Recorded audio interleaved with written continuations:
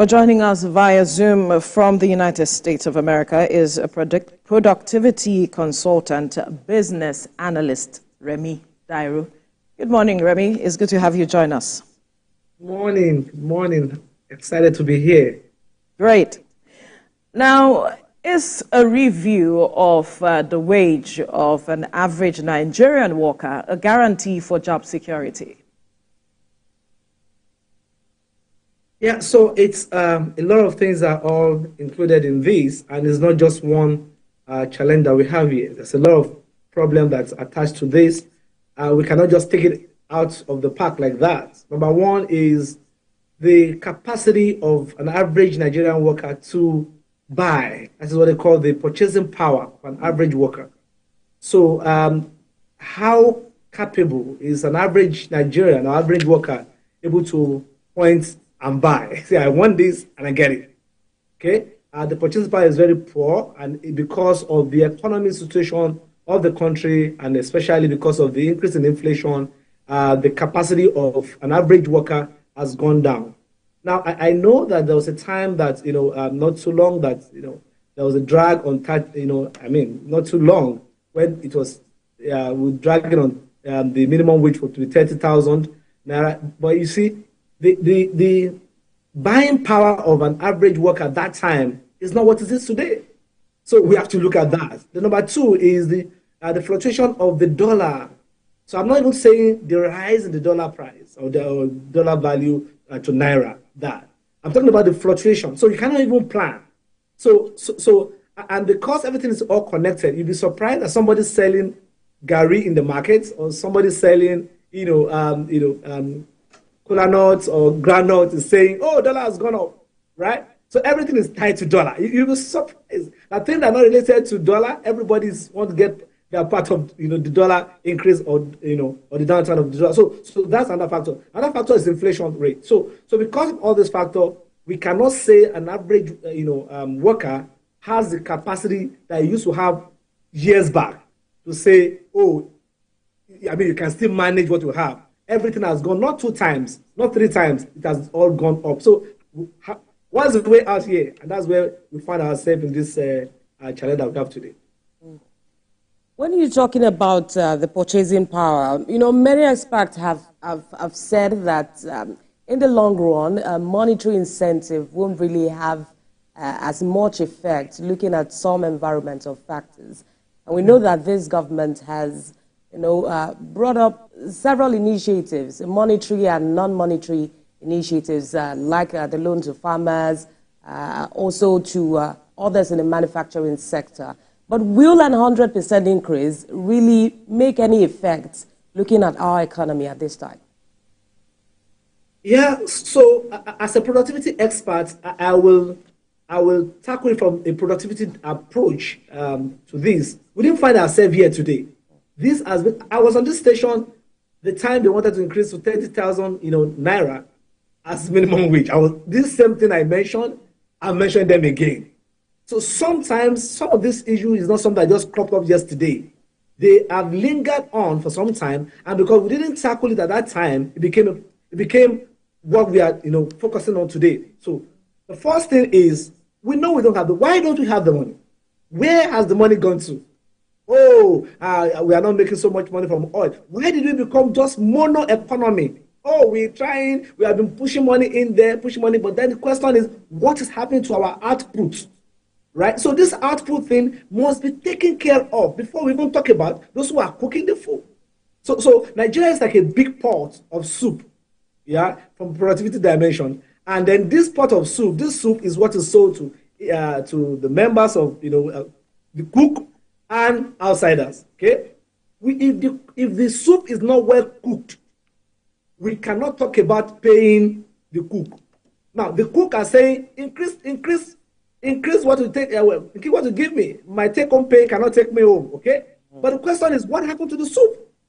The soup is not done, or is not well cooked, or is not cooking at all, and then we are pushing on how do we pay the cook, or we are only selling a fragment part of the soup that is not even enough to take care of the cook, or even the owner or the stakeholder of the soup. So in this case, Nigeria have to come back and start not just doling out money, because if you do that to the workers now, what about the unorganized labor? I mean, let me give you the stakeholders. The stakeholders are here: the federal government, the state government, the local government, the private sector, the organized labor, and unorganized labor. What about people working under the bridge? What about people that are not documented in tax, so to say? So the question here is, everybody will be affected by the decision of the government. So we have to start to do something right now to put, the economy into that perspective, so that in the next 5 years, or when I want to now talk about increasing, salary, or increasing the wages, we will not be talking about these factors again, because we kept on talking about it since inception. So what's the way forward? We have to change our perspective. I am wondering what we can do now to addressing it, because the tripartite committee, as well as organized labor, organized private sector, will be having a conversation today. Recall that NLC gave them a deadline, and a conversation is ongoing. But for perhaps the low-hanging fruits that we can address in the immediate, as we look to increasing this wages of workers that reflects the current economic realities, what can be done? I agree with you. So the first that should be done is value. Let labor have a labor congress, so to say, and say, how do we add value to this economy? It is beyond just hyping or calling for raise. There must be a strategic contribution to the national economy. I am not in favor of raise the bar, raise the money, let's get that money, let's move on. There must be a strategic contribution to the economy. And that's why sometimes I begin to think about, do we need to introduce per hour pay? So don't go there, don't go there. And then if in Nigeria, we'll say, in a local parlor, we'll say, no matter how I work, at the end of the month, I must get something out. No, it must be a responsibility. It must be civic responsibility to contribute your quota. That when you're supposed to do what, do it well, because it's a combination of all our productivity that becomes national productivity. So personal productivity must be intact. That's number one. Everybody must contribute. Number two, the government must create an enabling environment where and when businesses that are small business, there's a small business, SMEs, are able to produce and export. Okay, there are guys who do skits, on social media. Social media, or even on the major media, that collect dollars, right? This is an economy. Social media is economy. Now, there are different media, different digital economy going on today that the government must also look into and empower them to be able to produce. Right now, we must be able to also develop our tourism, sector. There are people that goes to Dubai every year to go and spend money there. What do they have in Dubai that we don't have in Nigeria? Is it the sun? Is it the sea? Is it the water? Tell me. So the question is, do we have that plan? So there must be a national plan to recover quickly. How do we begin to sell what we have? So that we can begin to put value out of this soup, that others who can pay us in dollars, so we can have enough dollar coming in to pay for our values. When we do this, we can quickly turn around the economy. What's happening to the dollar?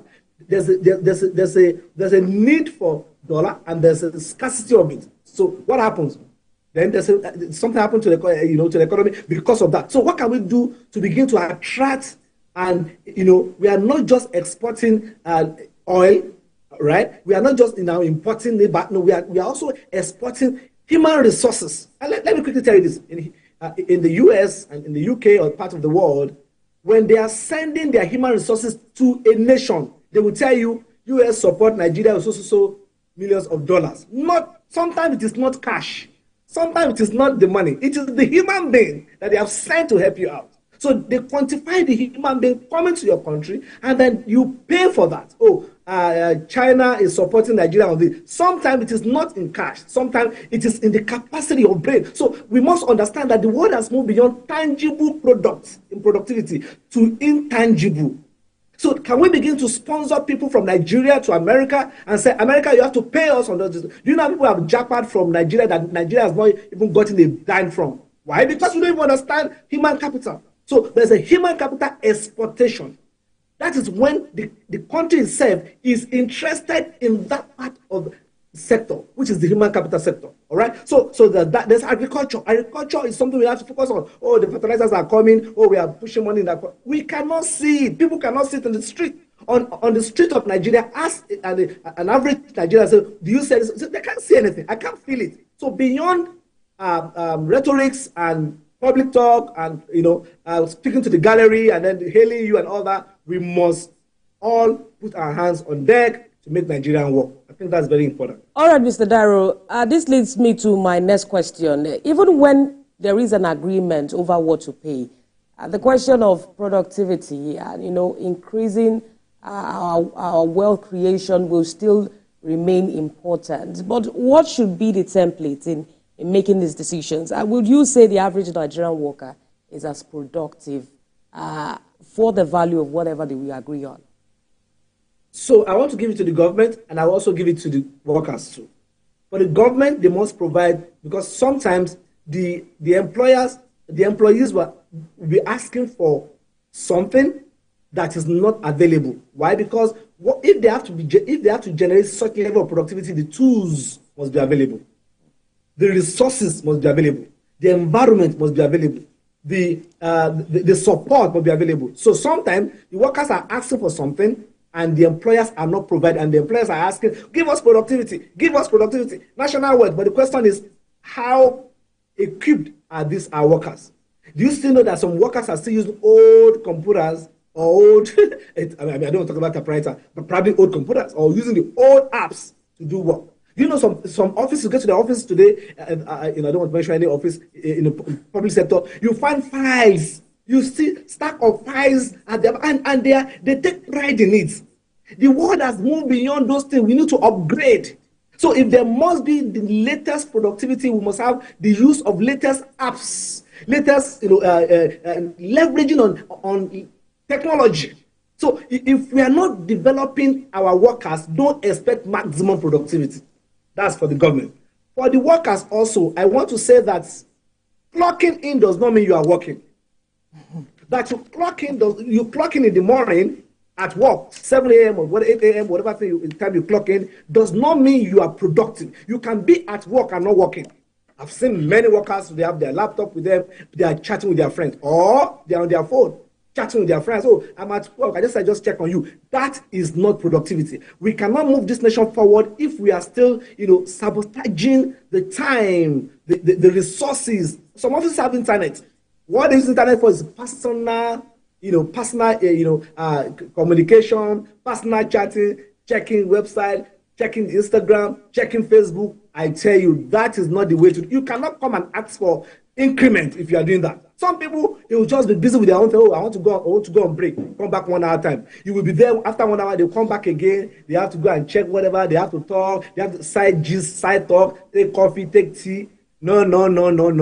That is not the way that you will come back and ask for an increment. But if there must be increment, let us also up our game as labor. Do you know what they call labor? Labor is like a woman going into labor. Let me give you an example. Now, when you say labor, that means you are given a task, and then you labor until you deliver that task, until you deliver that product, until you deliver that assignment to you, and the baby comes alive. And that we call the brainchild. What's the brainchild of the Ministry of Communication? What's the brainchild of the Ministry of Finance? Ministry of Productivity. What's the brainchild? What are we bringing out? Are we still stacking things, stacking old files, still struggling to make things happen? No. I think it is time for us to begin to, to come up with new innovations.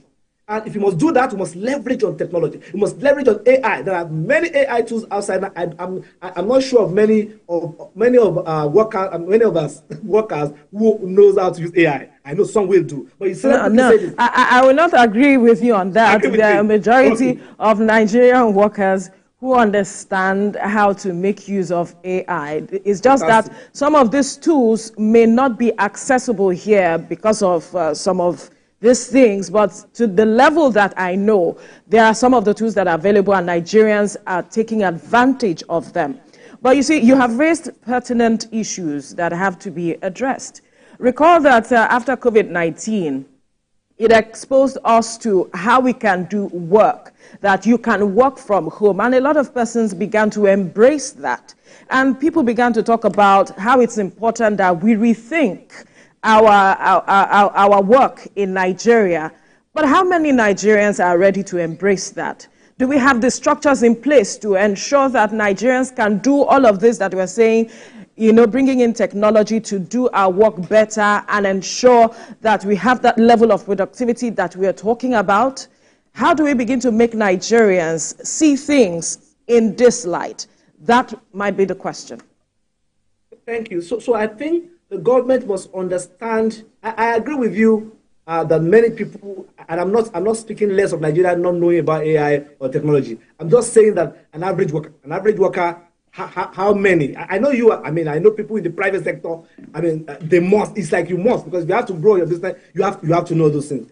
But in the public sector, and I'm not saying all. I'm just saying how many. Okay, I'm coming to it somewhere now.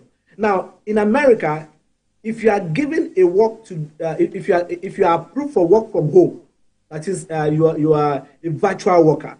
Yeah, the company provides you with a laptop or a desktop. They provide you with internet. In fact, some company will come to your house and ask you which area do you want to set up your office. So they set up your office in your home.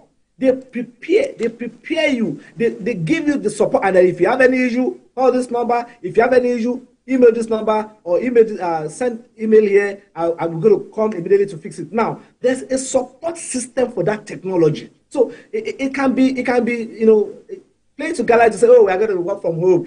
Many people, if you don't have the tools, you will be sleeping at home. You will not be productive. So there's also working from, what about tracking? How do we track productivity? I've talked about that. How do we track if the people are working? What is the tracking methodology? What is the tracking mechanism that we have? Those things are the things that we must sit down. So not just sitting down all the time talking about raise in wages. We can also sit down to talk about how do we measure productivity? How do we measure if you are working? So if you are working, can we measure what had happened in the last 1 year, 2 years, 3 years? Then you can show me you work to raise the wage. So here is, do we have the facility? If you have the facility, do you have enable evaluate? And let me also talk about one thing: power. Light. If you can fix light, 50% of Nigerian productivity will be resolved. I say 50, if not 60. Light. If there's no light, how do you power your system? If you use solar and then you exhaust out of the solar power, you are off. Or if you use gen and you have to buy even to buy the fuel, it's I don't want to talk about that. So I'm saying there must be, all these things we must retrace ourselves back to what do we need to fix before we start to ask how do we raise the bar.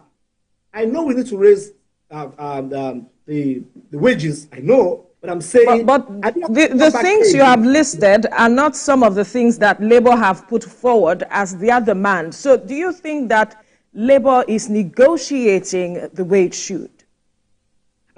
When I saw negotiation, Liz, I was just smiling. Labour should see people who are experts in the area of productivity. I'm not just talking about wages experts. So that we can say, what do we bring on the table? What we bring on the table is not just because under the law, the federal government must be increasing salary. What about the state government? What about the local government? What about the private sector? Can they? So we must come to the table and say, can the government provide and change all the old system of work to a new system of work? And the first thing is power.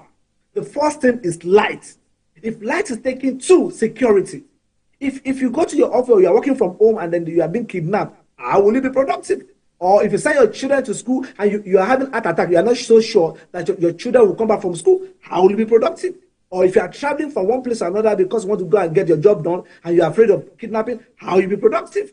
If you are not finding food security, if you are not finding food to eat, how will you be productive? Because you need food, you need some levels of carbohydrates and and all that, to make your brain energy to be able to work. You need energy, and there's no food. How can you be productive? So what I'm trying to say is, let us go back and look at all these variables of productivity. In fact, relationship. I don't want to mention something on air right now. There are some things in relationship that can increase productivity that you are not. It's not even on the list. Relationship between whom now? Relationship between spouse, husband and wife. One, I don't want to go deeper into that. Okay. Relationship between friends and family. If you have a good neighborhood, you have a good community, you have a good people around you, it increases your productivity. At work, can we share our feelings at work without being judged? Can we have a place where people can share their thoughts? Oh, I'm not happy about it. Can there be feedback? Can there be a sincere feedback? Can employers of labor take feedback and work on it? But everybody's just working like FBI. We are just checking. Let me check. Is this person? I'm very careful. I'm very careful. If you are working in a very careful environment, productivity will be low. Right? If you don't have a relationship with your boss, or your boss becomes so bully, or your boss becomes so scary, you can't be productive. So there are things that goes beyond productivity on the paper. So we need to go back and get them out. So let me take other questions. All right, Mr. Dairo. All right, Mr. Dairo. In this current circumstance that the variables involved do not seem, favorable to both parties, what should be the key objectives in protecting jobs? You mentioned earlier that some states are still finding it difficult to even pay the 30,000 naira minimum wage. What should be the objective at this point? All right, so I think what the labor and the government is doing now is good, is very important. Let all the stakeholders come together and agree. So I have 3 things I put down here for us to make a decision. Number 1, is it achievable? So I saw the pricing. I saw the price, or I saw the price tag for that the labor are pushing. I also see what the government is pushing. So number 1, we're going to ask. So these are the stakeholders. Let's get the stakeholders right. Number 1, the federal government has to be in that meeting. The state government, the local government, the organized private sector employers of labor, right? Then the organized labor. Let me also warn you, there are unorganized labor, people who are working on the streets. We are not putting them into this because they are going to be affected. Immediately workers get money, the market woman will begin to put something on top and say, let me get my own share of it. And then those who suffer it are the people on the street who are not even getting money from federal government or from state government. So people are saying, number 1, we must ask, so these stakeholders must come together and ask this question. Number 1, is it achievable? This price we are talking about, and remember, it's minimum wage, not maximum wage. That is level 1. Level 1, a gatesman, a driver, level 1, stage 1, that level. Is it achievable? Can the government look at the number of staff that we have? I don't want to talk about ghost workers now. I don't want to go there. So let's talk about the number of staff that we have. Let's do the calculation. It's mathematics. Let's do the calculation. Is it achievable? Federal government, look at your reserve. Can we look at our reserve? Are we going to touch our reserve to do this? I don't want to go there. I know that what we have now is I don't want to go there. That's not my focus now. Number 2, is this sustainable? If you start to pay the amount now, when I say for us, I'm not talking about. These were the questions the president raised when he gave the finance minister the matching orders to come up with a template that can work as it reflects the current situation in the economy as it is. So I hope that they will play justice to it, because it can be a federal government perspective. No, I'm saying it should be all stakeholders perspective, both state, local, and then private sector and unorganized labor, all right, and labor. Okay. Then the final one is it reliable? Can the workers rely on that? Can they send their children to school without money? Is this something that somebody who is just level 1 can they at least send a child to university without stealing, without doing something that is not right? So what am I trying to say here? Let us get the ASR: achievable, sustainable, and reliable. All right. If you can get that together, then I think we are ready to go and make up our decision to go forward. I know you are not in Nigeria, but from all you have heard, what do you think is achievable, reliable, and sustainable as it is? From your perspective now, for the average Nigerian worker, that's one question. The other question is, can the organized unorganized labor now that you have been mentioning be captured in this net such that labor can fight for everyone at the end of the day? Awesome. So you want to try to put words in my mouth. Now, I'm just here. I'm in America to do a project. I have a project I'm running here, and I'm doing some stuff. I'm representing the country here. So, but I come in and out. I'll be in Nigeria soon again. I mean, I have an institute in Nigeria, and that is going on. So I've not jackpot. I only reposition myself presently now. Right. So, so number two question. Okay. So number one, you are asking, what do I think? Right. Some people have pushed for 100,000. Some have said 200,000. But when I look at the dollar price, my heart aches me. I feel I feel sorry for my country. And I don't want to compare Nigeria with the US or with other countries. And I don't do that because there are different mechanisms, variables that determines that. And I don't want to compare. They are not the same level. So I'd like for you to quickly respond to this because our time is almost up. Okay. Which was the last one? Talking about how labor can capture unorganized labor. Yeah. Oh, thank you. So I think the labor should just open their nest. That's okay. Now, can we get people from different sectors? And I think those people from fashion designing, furniture. I mean, there are many people who are in different unorganized labor who are association. They can get people from different associations to represent in their meeting. That will make them to be organized, the unorganized, labor. So we have to have an holistic decision. Thank you. All right. We'll leave the conversation here now. Productivity consultant, business analyst, Remi DAIRO, thank you for your time. And we're looking forward to having you back in Nigeria so we can benefit from all that you have learned in the US. Thank you very much. Pleasure is mine. Thank you. All right. Moving on now. The increasing number